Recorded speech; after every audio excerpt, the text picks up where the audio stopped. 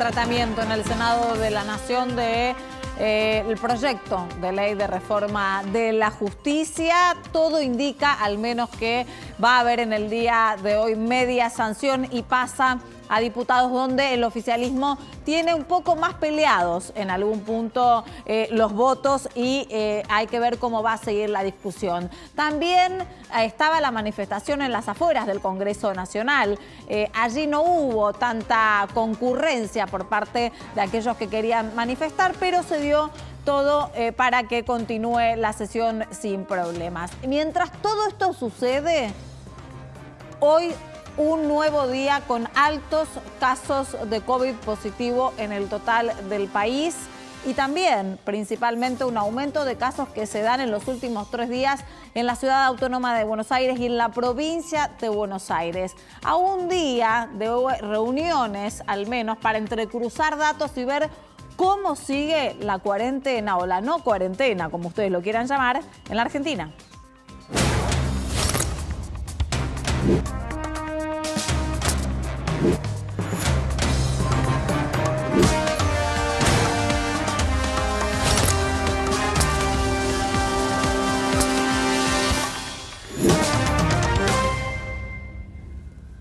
Ya estamos con todo el equipo de hoy, nos toca para tener toda la información y el análisis también. Comenzamos con lo que veníamos diciendo. Sigue el tratamiento de la reforma judicial en el Senado de la Nación, con algunas cuestiones también fuera de protocolo, ironías por parte de la vicepresidenta, Giselle. Chicanas. Se dice en política. No, bueno, ironía. Yo ayer le dije a Bullrich cuando estábamos acá en el aire, digo, me imagino que va a asistir y no va a ir a una foto. Y él que me dijo... Acepto su ironía. Es que esa es la diferencia. Lo que vos hiciste de anoche fue una ironía. Lo que Gise te va a contar ahora fue una chicana de acá. Sí, es una chicana. La verdad, pasó lista cuando en general no se hace tan así, de esa manera. Y bueno, lo nombró muchas veces Cristina Kirchner. Bullrich está porque la última vez no lo vi, teniendo en cuenta esto que también el senador Bullrich había puesto una foto del mismo. Evidentemente, después explicó que es porque son 7 en la casa. Entonces dice, mientras que a mí no me toca hablar, se escucha muchísimo las voces y todo eso, te van a poner la foto, no sé, se irá a atender a los chicos. Bueno, lo buscó. Claro, bueno, el tema es que le preguntó, ¿te cuento, querés? O lo... ¿Te cuento cómo fue el pero claro, pasa sí. Que, antes de que arranque, hay algo que pasa cuando las sesiones son presenciales, que si el senador no está hablando, se puede levantar y se puede ir. Y en el Zoom de golpe se les exige que estén las 24 horas. Claro, Es verdad. Eso es verdad. Bueno, finalmente lo encontró, ahí está, lo saludó. ¿Cómo le va? Entonces él la saluda, dice, ¿cómo le va, presidenta? Entonces le dice, yo muy bien, mejor que nunca, le contesta. Bueno, una respuesta muy Cristina. Sí, lo que pasa es que vos te pones a pensar, pero con la crisis económica que hay, es necesario, el mejor que nunca pareciera... Yo lo que escuché fue... Les vamos a votar la reforma judicial, que para mí es genial. Bueno, digamos, pero ella le dijo mejor que nunca. Y él le contestó, bueno, la Argentina no tanto, le dijo. Bueno, ahí hubo una devolución. Bastante rápido estuvo Bullrich en la contestación. Ahí, como les veníamos comentando, sigue el tratamiento del proyecto de ley. Acá quiero que lo veamos. Están hablando en vivo los distintos senadores. En estos momentos está hablando Jorge Tayana, que es el senador nacional por el Frente de Todos, justamente en la exposición de cada uno de los legisladores en cuanto a este tema. Parece que tienen un ratito más. Sí, a la madrugada, decían a la 1 de la mañana, pero viste que a veces se alarga más. Sale, de hecho sale porque tienen los votos en el Senado el kirchnerismo. Sale sería media sanción, ¿no? Media sanción, pasa a diputados, por supuesto. Por eso había tan poca gente también hoy los autoconvocados, que estaban afuera porque sabían que era una batalla perdida. La gran pelea va a ser en diputados, en donde todavía no tiene los votos el Frente de Todos. Antes que pasemos a diputados y que nos expliques cuál es la situación ahí, me gustaría detenerme en 2 cuestiones, porque la oposición en algún punto puede no asistir a la sesión, puede no dar presente o no exponer. Y sin embargo, decidió, como estratégicamente Juntos por el Cambio, estar presentes en la sesión dar el debate del día de hoy y dar el debate. Que si querés, te hago, bueno... Sí, bueno, no quieren a veces aparecer como no sentándose a dar el debate. Además, ya sabían que era una batalla perdida. O sea, estar o no Muchas veces la oposición no quiere dar quórum para justamente, pero después baja a debatir. Sí, Acá sí. ya saben que los votos los tenían, entonces también dejar sentado su postura. Si querés te resumo, digamos, qué Dale, decía el Juntos por el Cambio y el Interbloque Parlamentario Federal, que son los peronistas de Reutemann, los que no son acá, que no la votan. Básicamente, si te digo lo que cada uno decía y todos coincidían, es en lo siguiente: que no es ni urgente ni importante esta reforma en medio de la crisis sanitaria y de la crisis económica, que es improvisada, que no se consultó, esto lo vienen diciendo, que no fue consensuada ni política ni socialmente, que es costosa. El Frente de Todos, el oficialismo, le puso un número a la reforma, va a costar 1.600 millones de pesos, dijo, pero no está contando las modificaciones que se hicieron, donde se agregaron nuevos cargos, y se crearon además cámaras de apelaciones, o se ampliaron a las provincias. Que no quiero dejar por alto, ¿no? Sí se habló, porque siempre se habla del consenso político, ¿no? Como consultar con las diferentes corrientes ideológicas cuál es la postura, porque todos coincidían en un principio en la necesidad de una reforma judicial. Pero Gise recién dijo, tampoco se consultó socialmente. Como cuestiones tan trascendentales para nuestro país, no se utiliza una de las herramientas, que es el referéndum, que se utiliza en gran parte de los países del mundo para ese tipo de cuestiones. Sí, Nico. Sí, quiero agregar algo de lo que acaba de decir Gise. Gise. El proyecto que llegó del Poder Ejecutivo al Poder Legislativo contemplaba la creación de un total de 285, 286 cargos en total entre los jueces de Capital Federal y los del interior. Cuando empezamos a ver los números hoy, se están acercando al 1000. O sea, y hoy se aprobó el presupuesto del Consejo de la Magistratura. Sí, pero que no se tuvo en cuenta nada que de no, la modificación. no tuvieron en cuenta la modificación, obviamente, sería porque todavía no está. No sé, 6.000 millones. No, sí, pero igual la señal del Consejo de la salir, Magistratura también te da por sentado que ellos también dan por descartado que no va a salir este año. Y lo que dicen también es que eso no genera mayor eficiencia de Comodoro Pi. Justamente, no se está resolviendo el problema. Lo que sí dice la oposición, y acá hace eje en esto, es que ellos ven más una estrategia para licuar el poder de Comodoro Pi, de la justicia, para poder manejar la justicia y lograr finalmente cierta impunidad, no solo de Cristina Kirchner, sino de los funcionarios que están procesados y que están siendo investigados por la justicia, funcionarios obviamente, de la gestión de Cristina Kirchner. ¿Qué dicen del otro lado? Claro. Bueno, el relato también que siempre estableció Cristina, que es que ella fue una perseguida política, que son causas inventadas. Entonces, casi todos los senadores estaban saliendo al aire diciendo que esta reforma es necesaria porque hubo un montón de jueces que lo que hicieron, no cumplieron con su trabajo, y lo que hicieron bajo presiones políticas y mediáticas es perseguir políticamente a la que era la jefa de la oposición en ese momento. Jueces que no están más, ¿no? Básicamente. Sí. Vamos a seguir analizando esto con Lucas Romero, que es politólogo. Lucas, buenas noches, gracias por atendernos. Buenas noches, Diana, buenas noches al equipo. ¿Cómo andan ustedes?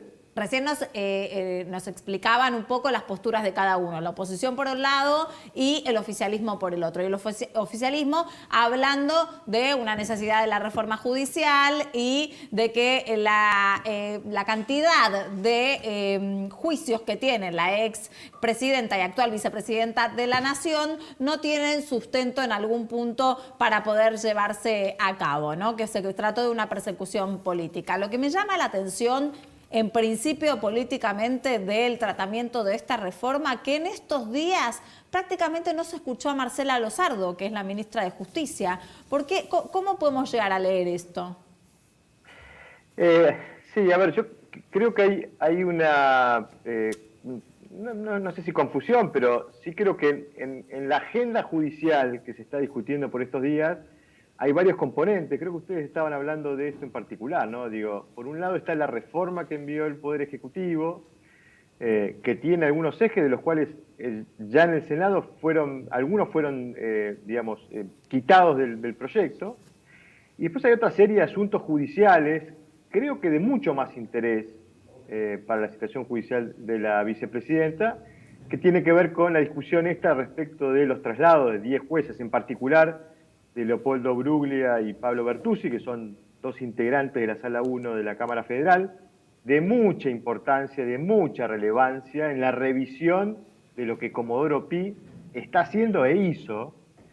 y la situación del procurador, ¿no? Creo que son dos temas que se están discutiendo también simultáneamente en el Senado. Ahora, este proyecto de reforma que envía el Ejecutivo, la verdad que es un proyecto de reforma, me parece que es el proyecto de reforma más amigable que pudo enviar Alberto Fernández, sin involucrarse en la situación judicial de la vicepresidenta, y creo que ahí es donde aparece esta suerte de reforma huérfana, ¿no? Porque no pareciera ser la reforma que Cristina quería, y creo que tampoco Alberto estaba muy convencido de poner este tema en el debate en este contexto, ¿no? La cuestión es que el asunto avanza, no es una novedad, porque efectivamente, desde que Alberto fue designado candidato a presidente, se vino planteando en esa fórmula la necesidad de una reforma judicial. Esto no es una novedad, lo mencioné. Sí, y un poco también todo el arco político siempre habló de la necesidad de empezar a transparentar un poco y a independizar de verdad, ¿no?, el trabajo de la justicia. Exacto, y yo creo que ahí, a ver, uno lo podría plantear en estos términos, digo, en términos de mérito, oportunidad y conveniencia, da la sensación que no es el momento para discutir este tipo de reforma cuando estamos en el peor momento de la pandemia y la situación económica es muy acuciante. O sea, las dos preocupaciones ciudadanas no están específicamente en este momento en los asuntos judiciales. Por otro lado... Y tampoco en los legislativos. Tampoco en los legislativos. Yo creo que, además, por otro lado, si uno lo analiza, la discusión le está dando un argumento muy interesante para el discurso opositor. Yo digo que creo que la discusión de esta reforma en este contexto debe ser mucho más valorado por la oposición en términos de lo que va a ser la campaña electoral del año próximo que cualquier esfuerzo publicitario que pueda hacer la oposición en campaña el año próximo. O sea, le están dando contenido al discurso opositor. Y finalmente, me parece que también lo desperfila Alberto Fernández en esta intención original que siempre tuvo Alberto Fernández de presentarse, en un sentido diferenciado de la figura de Cristina Kirchner. Es decir, cuando uno analiza la situación, no entiende por qué el oficialismo está impulsando esta reforma. No solamente no entiende, sino no entiende cómo no hay consensos políticos, ¿no? En algún punto, que es lo que venías mencionando vos, se desmarca Alberto Fernández de lo que era su apariencia o su personalidad, y tampoco consensos sociales. No existió en ningún momento la posibilidad de un referéndum en la Argentina. Yo mencionaba recién que estas cuestiones tan trascendentales, en general en los países del mundo, se resuelven también pidiéndole una opinión a la sociedad, ¿no? Y armando un referéndum. Sí, además cuando uno mira antecedentes, la verdad es que las grandes transformaciones, las grandes reformas no se hacen en momentos de equilibrio político, sino se hacen en momentos de hegemonía política, en donde el que tiene la hegemonía política tiene capacidad de sentar a negociar al que está en condiciones de debilidad, que tiene, aprovecha esa oportunidad que le brinda la reforma. Pasó en el comienzo de la década del 90, cuando Menem lo rescata a Alfonsín y le ofrece la posibilidad de hacer el famoso Pacto de Olivos. Entonces, me parece que el esfuerzo del gobierno en llevar adelante esta discusión, me parece que está presentando un síntoma de algo. Hay algo detrás que hace que el gobierno impulse esta reforma. Y me parece que tiene que ver con que los tiempos políticos no van a permitir este tipo de discusión el año que viene, el año electoral. Creo que en el contexto de esta reforma, los verdaderos asuntos judiciales que le importan al oficialismo, y en particular a la vicepresidenta, son otros que están corriendo quizás por detrás del velo de esta reforma judicial, ¿no? Claro. Lucas, con respecto a esto quería Nicolás preguntar algo. ¿Cómo estás, Lucas? Buenas noches. Lo primero que te quería consultar tiene que ver, bueno, ya que hablamos de las instituciones, uno de los cuestionamientos es Casal, por ejemplo, ¿no? Casal está bien, no fue confirmado por el Senado en reemplazo de Gil Carbó, pero es procurador ante la Corte Suprema desde el 92. O sea, no es un tipo que llegó hace 2 días, 3 días o hace 2 años. Y por otro lado, al modificar tanto la justicia, están con algo que ya todo el mundo sabe, diputados es muy difícil. Si no se caen diputados, la Corte lo más probable es que replique lo que hizo en el 2013. ¿No tenemos a 2 poderes forzando a que el tercer poder, que sería el Poder Judicial, pague un costo altísimo de forma política por algo que no buscó ni generó? Sí, le agrega otro condimento más a esto de no terminar de entender por qué se está impulsando con tanta determinación esta reforma, ¿no? Que sin consenso es muy probable que, incluso si llegara a pasar la instancia de diputados por alguna negociación que hoy yo no estoy visualizando, pudiera tener problemas, digamos, de legalidad o de constitucionalidad en la sanción, digamos, posterior. Con lo cual, a ver, insisto en el punto, ¿no? Me da la impresión que acá hay una reforma que a nadie le importa, porque el Ejecutivo no la defiende y la vicepresidenta se desentiende, y me parece que lo importante no está pasando por el texto de este proyecto de ley. ¿Pero se desentiende en serio o es un acting? Bueno, pudiera ser una puesta en escena, digamos, para... Es la principal interesada. Desviar la atención respecto de los verdaderos asuntos que están vinculados con su situación judicial, que insisto, me parece que la situación de los traslados de los jueces, en particular de Bruglia y Bertuzzi, son mucho más relevantes para la realidad judicial de Cristina, y creo que el control de la procuración en un momento en donde el sistema acusatorio está avanzando, es decir, los procesos penales van a empezar a depositar en los fiscales la actividad investigativa, digamos, para el oficialismo se vuelve un aspecto relevante, ¿no? A ver, creo que entiendo que acá hay una intención de poner algunos temas en el debate sin la necesidad de pagar los costos y donde estamos discutiendo una reforma de la cual nadie se hace cargo. Y creo que esto es lo paradójico, ¿no? Porque, insisto, no hay un contexto, no hay un beneficio opositor, porque en definitiva se le está dando épica al opositor que hablaba de defender la República. Digo, mejor argumento que la discusión de la reforma judicial no hay. Y en definitiva creo que lo desperfila Alberto Fernández que Alberto Fernández pensaba en términos de consolidar esa popularidad ganada al comienzo de la pandemia. Bueno, o al menos lo que nos hizo creer que pensaba. Sí, Gise. ¿Qué tal, Lucas? Y entonces, ¿cuál es el plan político de Cristina? Porque, ¿qué análisis haces vos? Porque si le impone esta agenda, entre ellos la reforma judicial, y lo desgasta el presidente, vos decís que no sabemos bien a quién beneficia todo esto. ¿Cuál es el plan político? ¿A qué está apuntando Cristina? ¿Cuál es el análisis que haces?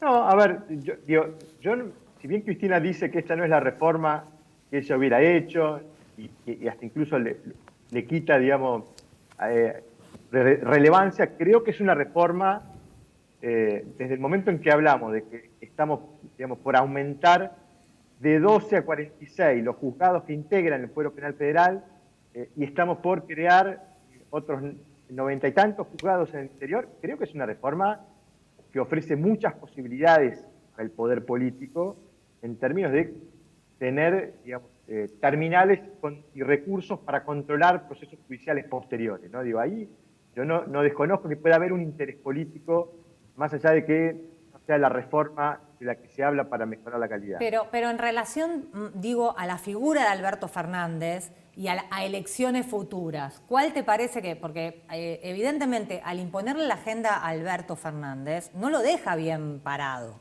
¿no? Alberto la acepta, obviamente, se desgasta, se cae su imagen. ¿A qué está apuntando Cristina entonces? ¿A una reelección de él? Evidentemente no.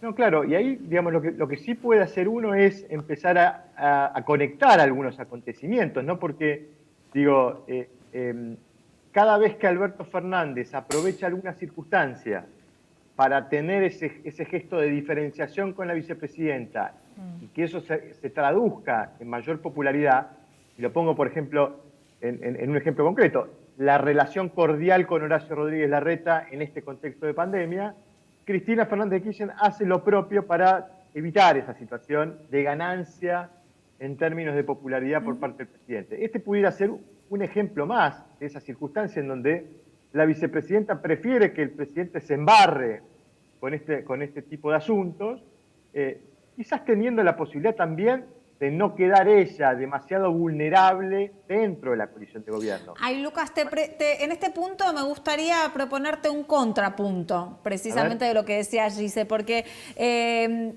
no cae tanto, todo lo contrario, me da la sensación que quizás es una estrategia aprovechando la imagen positiva que le dio la pandemia a Alberto, que por más que bajó, acá tengo datos del Observatorio Electoral de Consultores, por más de que bajó un poco bastante en los últimos tiempos la imagen de Alberto, sigue estando en un 65%.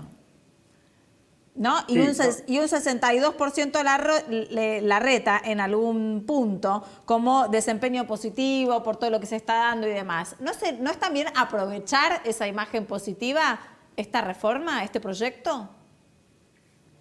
No, desconozco esos números que mencionás, no son los números que nosotros tenemos. Ajá, ¿cuáles son?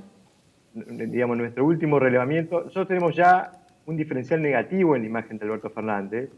En el último estudio que acabamos de terminar, la imagen positiva es de 38,9. ¿De Alberto Fernández? Con una imagen negativa de 45. Bien. Nosotros utilizamos punto medio para medir, es decir, por eso los positivos y los negativos son valores más bajos que otras mediciones que no utilizan punto medio. Si uno proyecta el punto medio, la imagen positiva se estira hasta 45, ¿no? Nosotros no estamos viendo niveles de imagen positiva de 60 de Alberto Fernández, cosa que además invitaría a pensar que entonces hay un gran consenso de votantes opositores que simpatizarían con Alberto Fernández si esos números son, efectivamente, verosímiles, ¿no? Claro. Siempre te pregunto lo mismo, pero para que le quede claro a la audiencia, los números que ustedes manejan en Opinaya son a nivel nacional. Los nuestros son a nivel nacional, efectivamente, y insisto en esta aclaración, que es la utilización de un punto medio en la medición. Sinopsis, lo dije mal. En la utilización de un punto medio en la medición, que obviamente eso disminuye los valores negativos y positivos. Pero nosotros no estamos viendo, de hecho, si lo miramos en nuestra propia serie, la composición de imagen de Alberto hoy ni siquiera es la composición que tenía previa a la pandemia. Es decir, tiene 3 puntos positivos menos que a comienzos de marzo y 8 puntos negativos más que a comienzos de marzo. Es decir, creo que el gobierno está enfrentando una pérdida de popularidad que lo pone en una circunstancia muy particular, en un contexto sanitario muy complejo y económico muy complejo. Y creo que, insisto, todos estos argumentos que no hacen entender por qué el gobierno insiste con esta reforma, invitan a pensar que quizás el cálculo es que el año próximo iba a ser imposible tratar estos temas, y hay algunos de ellos que no son necesariamente el proyecto en sí, sino los otros que mencionábamos, que sí son de vital importancia para la situación judicial de la vicepresidenta. Facu. Claro, y Lucas, en base a esos números que vos acabás de mencionar, me pregunto, ¿todos los gobiernos que llegan al poder creen que se van a quedar para siempre? Y llama la atención que en el primer año, y con tanta, digamos, vehemencia quieran sacar esta ley, tiene que ver un poco con esto que decías, ¿no? ¿Se les complica en el futuro poder avanzar con la reforma si no lo sacan en las próximas semanas? Bueno, ese es el punto, ¿no? Porque, digo, teniendo un desafío muy complejo por delante de cara a la elección de medio término, digo, hay que ver cómo se sale de la pandemia, qué situación económica deja la pandemia y en qué condiciones competitivas lleva el gobierno a la elección del año que viene. Bueno, quizás la lectura, y de vuelta vuelvo a este punto, es esta reforma o los cambios que nosotros queremos imponer en materia judicial solo van a ser factibles de llevar a cabo en este contexto, a pesar de que sea una instancia poco propicia. Quizás en el futuro inmediato, y pensar en el año que viene, digamos, las condiciones son aún peores para encarar este tipo de reformas, ¿no? Con lo cual, ahí pudiera estar un poco la explicación de por qué igualmente se avanza, ¿no? ¿Y no es un plan de corto plazo? Porque sin los consensos necesarios es natural que en algún momento el poder cambie, digamos, de manos y vuelvan a insistir con una nueva reforma. ¿No es poco serio en ese sentido también embarcarse en semejante reforma si no va a tener sustento por parte de todo el arco político? Bueno, yo quiero creer que si el gobierno ha decidido avanzar es porque tiene alguna expectativa o alguna esperanza de que pueda revertir la situación en diputados, ¿no? Hay por delante discusiones de otros asuntos, en particular asuntos económicos. Creo que evidentemente hay un interés o una intención de lograr esos votos que le permitirían sacar la reforma de diputados y ver si efectivamente pueden materializar este proyecto y transformarlo en ley. No creo que el gobierno esté avanzando teniendo por sentado que no va a tener ninguna chance de sacarlo, ¿no? Evidentemente hay un intento y bueno, necesita salir del Senado. Creo que eso es lo que se decidió hacer de manera rápida para ver si los tiempos permiten abrir márgenes de negociación en diputados. Nico.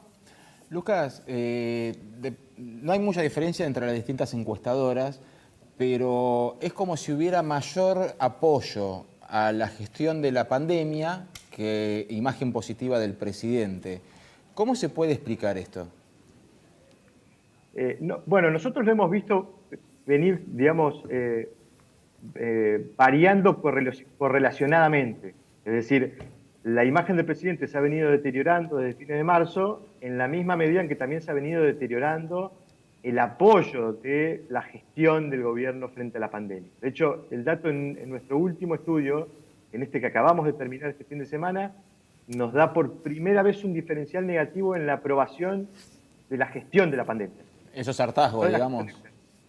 No, creo que es, digamos, las circunstancias, los datos objetivos que describían los resultados de cómo se había gestionado la pandemia en los primeros meses no son los resultados que estamos viendo hoy, ¿no? Después de tanto tiempo haciendo el esfuerzo de permanecer, digamos, confinados en nuestros hogares, buena parte de la población, sobre todo el área metropolitana, y que estemos en esta situación sanitaria, creo que claramente invitan a pensar que algo en la estrategia no funcionó, y eso se tradujo en una caída de los niveles de aprobación.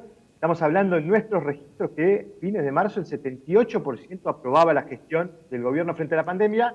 En este último estudio por primera vez aparece por debajo del 40% esa aprobación, con un 41% de desaprobación. Están con un diferencial de 1 punto y monedas, negativo. Tremendo. Sí, Giselle. Sí, Lucas. Ahora, ¿quién capitaliza esa caída? Porque la oposición parece que no está como, no está como desdibujada. Digo, la gente sale sola a la calle sin ser liderada por la oposición. Hay un dato muy interesante. En nuestro último estudio nos surgió la duda de ver cómo evolucionó la imagen de todos los dirigentes. Entonces, tomamos el promedio de diferencial de imagen, es decir, a la imagen positiva le restamos la negativa de todos los dirigentes que nosotros evaluamos, que son los principales dirigentes. Nos fuimos hasta septiembre del año pasado. En septiembre del año pasado el promedio nos daba -2. Prácticamente en 0 estaba el diferencial. En este registro de fines de agosto el diferencial ya nos da -14. Todo el conjunto de la dirigencia ha ido perdiendo imagen. Y cuando vamos a casos particulares, por ejemplo, en este relevamiento, la imagen negativa de Macri por primera vez supera el 60%. Sí, por eso. O sea, no hay una figura opositora que esté capitalizando esto. Y yo creo que lo que podemos estar empezando a ver es un síntoma de cierto hartazgo de la opinión pública con la dirigencia en términos generales. Y la verdad es que cuando uno repasa desde dónde venimos, y no digo desde la pandemia, me voy 2 años atrás, me parece que es natural que la gente esté enojada con la dirigencia política en general, ¿no? Habrá que ver si emerge algún dirigente capaz de capitalizar y darle respuesta a un hartazgo social que hace 2 años que viene pidiendo, digamos, una demanda económica de revertir la situación de recesión y de caída del ingreso y la calidad de vida de los habitantes, que nadie todavía ha podido darle respuesta. Es interesante igual lo que estás mencionando, Lucas, porque nosotros venimos tratando a lo largo de esta semana que no aparece en la actitud política de ningún arco ideológico las cosas que le preocupan a la gente, ¿no? Se terminan peleando si la versión del presidente sobre una llamada telefónica con el expresidente Macri es la de uno o la del otro. Después tenemos la noticia de Messi, tapa también toda la situación de la pandemia en la opinión pública y en los medios de comunicación. Aparece una reforma judicial en el que algunos pocos salen a manifestarse, pero sienten que tampoco van a mover la brújula. Y la solución para la cantidad de pobres que hay no aparece, la cantidad de pymes que funden no aparece. La verdad, los problemas cotidianos con los que se encuentra la gente debido a una cuarentena bastante estricta tampoco aparece. No, insisto en el punto. Yo creo que hoy las dos preocupaciones que dominan las preocupaciones ciudadanas son la económica, que era la preocupación dominante antes de la pandemia, y la sanitaria. Y en los dos planos, en las dos dimensiones hoy, la dirigencia política no le está dando respuesta a la gente. Claro. Porque la situación económica no está resuelta y la situación sanitaria se está empeorando. Entonces, hay que tener también un dato presente. Digamos, estamos en una situación en donde la conflictividad social está reprimida por la propia circunstancia de la pandemia. Y esto puede ser, digamos, una dificultad para que la dirigencia política realmente tome conciencia del nivel de enojo social que pueda haber por estas circunstancias, ¿no? En una circunstancia quizás de no pandemia pudiéramos ver esa conflictividad social en la calle más nítidamente y la dirigencia política recoger ese mensaje más nítidamente, ¿no? Y creo que eso no está pasando. Esperemos que la dirigencia pueda dar respuesta sin que sea necesario que eso pase, porque al estar tanto tiempo reprimido, esa manifestación puede ser, por lo pronto, desorganizada, ¿no? Claro. Lucas, te pido 2 minutos que nos escuches. Gise tiene información que después también te queremos elevar una pregunta al respecto sobre qué va a suceder mañana. ¿Cómo sigue la cuarentena? ¿Cómo siguen las reuniones políticas? Bueno, en principio están citados Horacio Rodríguez Larreta y Axel Kicillof mañana 11:30 en la Quinta Olivos. Bien. Van a tener el primer mano a mano de esta semana porque en realidad no hubo reuniones previas. En el medio está todo el tema de la reforma judicial, hablaron por teléfono y ahí, te digo, Diana, van a resolver porque hoy volvió a encenderse la alarma por los casos, los 10.000 casos que hubo otra vez hoy. Llama mucho la atención. Sí, entonces van a decidir, en principio sería mañana el anuncio. Pensé que podía pasarse al sábado. Sí, eso es lo que estaban analizando, que te lo conté ayer. Pero ahora, en principio, lo último que a mí me dijeron las fuentes y estaba chequeando era que están citados. Bien. De esa reunión seguramente va a salir cómo es el anuncio, cómo se hace. Larreta va a seguir adelante con su plan de aperturas. Esto es Yo le voy a llamar mesas. plan de transparencia. Ahora después le vamos a preguntar a Lucas si opina lo mismo, porque es como transparentar las cuestiones de hecho que ya se están dando obvio, en la ciudad. Obvio. Pero bueno, cuando vos lo regulás, se supone que lo puedes controlar mejor, Claro, por ¿no? supuesto. Que estar así, Por tipo, supuesto, la gente por hace lo que supuesto. quiere. Y además también los bares están pidiendo lo de las sillas, que la gente se pueda sentar, porque eso les va a generar obviamente otro tipo de consumo que hoy comprar en un bar un café e irte. Pero en principio también se está evaluando. La idea es que siga siendo el anuncio entre los tres, pero no sabemos si después no puede haber un anuncio. ¿Puede decir ¿viste? que El puede haber lunes. un cambio de dinámica Mira, ahí? yo creo que mañana, te digo, por lo de los casos de hoy, se va a resolver mañana, van a ver. A mí me dicen que no, que va a ser el anuncio, va a ser como siempre. A ver, Lucas, ¿qué pasa si mañana de repente cambia la dinámica y no existe la foto de los tres? Bueno, yo creo que a la luz de los resultados y la dificultad que están teniendo las autoridades políticas para gestionar esta crisis, yo me inclinaría a pensar que esas conferencias no son muy convenientes, digamos. Ajá. Me parece que los anuncios se pueden protocolizar de otra forma, no hay necesidad de exponerse. Ya la gente creo que está cansada de ver esa escena de los tres Me dirigentes. sorprendes con la respuesta, pensé. Por eso. Pero que es la misma escena donde sostienen los mismos argumentos. Me parece que la gente tiene claro cuál es la situación. Y creo que en algún punto yo creo que el quiebre se produjo a mediados de julio. En algún punto ya la prioridad dejó de ser la sanitaria. Y no porque el gobierno o las autoridades no tengan ganas de cuidar la salud de la gente, sino porque creo que se agotó el recurso de la cuarentena, ya no hay legitimidad social para sostener ese tipo de medidas o estrategias sanitarias, y hoy la gente está dispuesta a asumir el riesgo, para poder recuperar su actividad económica y su ingreso, ¿no? Bueno, y poder salir un poco. Evidentemente, por eso le decía yo recién a Gise, si el plan de Larreta es realmente un plan de flexibilización o de transparentar las cuestiones que se ven en la ciudad.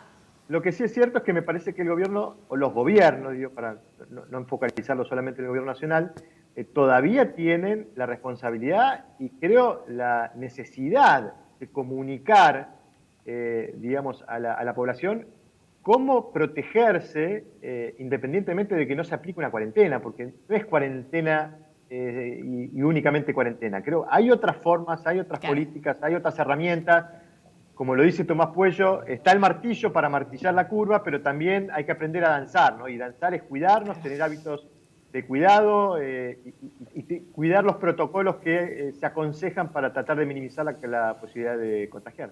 Lucas, que tengas buenas noches. Gracias. Gracias a ustedes. Un saludo a todos.